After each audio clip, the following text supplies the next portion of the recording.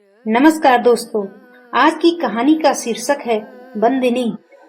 आज मन बहुत परेशान था। जिंदगी में उथल पुथल मची थी। आंखों से बार बार आंसू बहे जा रहे थे। अपने किसी सवाल का जवाब उसे नहीं मिल रहा था। उसे आज वो दिन याद आ रहा था जब वह शादी करके आई थी। पति की उम्र पिता के बराबर थी। लाख विरोध के बाद भी उसकी एक न चली। वो यह शादी नहीं करना चाहती थी, पर अपने माता पिता को नहीं समझा पाई। ऐसे भी गरीब घर की लड़कियों को ख्वाब देखने का कोई अधिकार नहीं होता। यह बात वह होश संभालते ही समझ गई थी। जब उसकी हम उम्र लड़कियां खिलौनों से खेलती, वो अपनी माँ के काम में हाथ बंटवाया करती। गांव के ही सरकारी स्कूल से जैसे तैसे 8वीं तक की पढ़ाई की। शहर जाने के बारे में वह सोच भी नहीं सकती। पढ़ाई में तेज होने के बाद भी उसकी पढ़ाई वहीं रुक गई। नशे में चूर एक दिन उसके पिता ने उसकी शादी शहर के किसी अमीर व्यक्ति से तय कर दी। वह बहुत खुश थी। गरीबी से निकलकर सुनहरे भविष्य के सपने देख ही रही थी कि उसके पैरों तले जमीन खिसक गई। जब पता चला कि जिस आदमी से उसका विवाह तय हुआ है वो अधेड़ उम्र का है, उसके 2 बच्चे हैं, पहली पत्नी से तलाक हो गया है, खुद से दुगनी उम्र से भी ज्यादा, और जिसके 2 बच्चे पहले से हों, ऐसे पुरुष के साथ गुंजा बिल्कुल भी नहीं बनना चाहती थी। माता पिता को दौलत के अलावा कुछ नजर नहीं आ रहा था। उनके बच्चों की देखभाल करना, फिर देखना पूरे घर में एक दिन तेरा ही राज होगा। माँ अक्सर उसे यही बोलकर समझाती, पर उस अबोध को ये सब दुनियादारी की बातें कहाँ समझ आती। दुखी मन से ही सही शादी हो गई। बहुत बड़े घर की बहू बन गई, पर पत्नी नहीं बन पाई। दिन भर बच्चों की देखभाल करती, पर मजाल है कि उसके पति ने कभी उसका हालचाल भी पूछा हो। हर रात बिना कुछ बोले बिस्तर पर मुंह फेर कर सो जाते। सास आए दिन एहसास दिलाती कि उसे भिखारन से रानी बना दिया है। अपने पति के दोनों बच्चों के साथ घुल मिल गई थी। दोनों के बिना वो घर में एक पल भी नहीं रह पाती।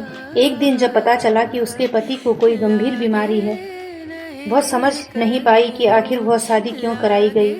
ऐसा नहीं था कि उसने अपने पति को दवाइयां खाते नहीं देखा था, पर उसने दवाइयों को देखकर ज्यादा सोचा ही नहीं था। सेठ जी तो ये ब्याह भी नहीं करना चाहते थे, पर बच्चों के देखभाल का सवाल था। सेठ जी पहली पत्नी से बहुत प्यार करते थे, पर तलाक होने के बाद शादी से विश्वास उठ गया और गम बर्दाश्त ही नहीं कर सके। फिर बीमारी ने पकड़ लिया। दादी ने शादी की जिद पकड़ ली। सेठ जी को घुटने टेकने पड़े। घर में काम करने वाली गंगा के मुंह से यह बात सुनकर उस दिन उसके सब्र का बांध टूट गया। उसने सोच लिया कि अब जो भी हो उससे बात करके ही रहेगी। आखिर पति से उसने पूछ ही लिया, सुरेश जी, इतनी दवाइयाँ आप किस बात की खाते हैं? तबीयत ठीक नहीं रहती मेरी, सुरेश ने जवाब दिया। तो फिर मेरी जिंदगी बर्बाद क्यों की? कोई छुपा कर शादी तो नहीं की है? तुम्हें तो यह बात पहले से पता होगी। जिंदगी बर्बाद होने की इतनी ही चिंता थी तो शादी से इनकार कर देती।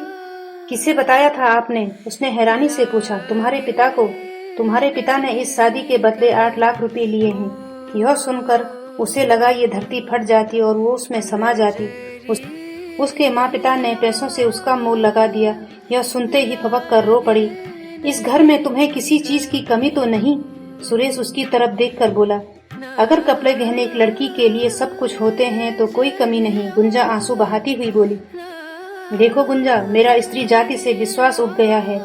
माँ ने शादी की जिद पकड़ ली, इसीलिए मुझे मजबूरी में यह फैसला करना पड़ा। क्या तुम आगे बढ़ना चाहती हो? गुंजा का चेहरा खिल उठा और आंसू पोंछते हुए उसने हाँ में सिर हिला दिया। सुरेश ने स्कूल में गुंजा का दाखिला करवा दिया। घर पर ट्यूशन की व्यवस्था करवा दी। एक दिन पढ़ाई पूरी कर गुंजा ने सुरेश की ही कंपनी ज्वाइन कर ली। उसने सुरेश का स्वास्थ्य का खूब ख्याल रखा। धीरे धीरे सुरेश की दवाइयां बंद हो गई और वह फिर से मुस्कुराने लगा। इतने सालों के साथ के बाद भी दोनों सिर्फ दुनिया की ही नजर में पति पत्नी रहे। आज जब सुरेश ने उसके हाथ में तलाक का कागज पकड़ा कर कहा, गुंजा, इस रिश्ते को बोझ की तरह ढोने से अच्छा है अलग हो जाना। आधी संपत्ति तुम्हारे नाम पर है, तुम्हारी पूरी जिंदगी पड़ी है, अपनी जिंदगी अपने हिसाब से जीना शुरू करो। सुरेश यह बोलकर चला गया, पर गुंजा के दिल पर अनेक घाव दे गया। उसने तलाक के पेपर पर सिग्नेचर कर सुरेश के मुंह पर कागजात फेंक दिए।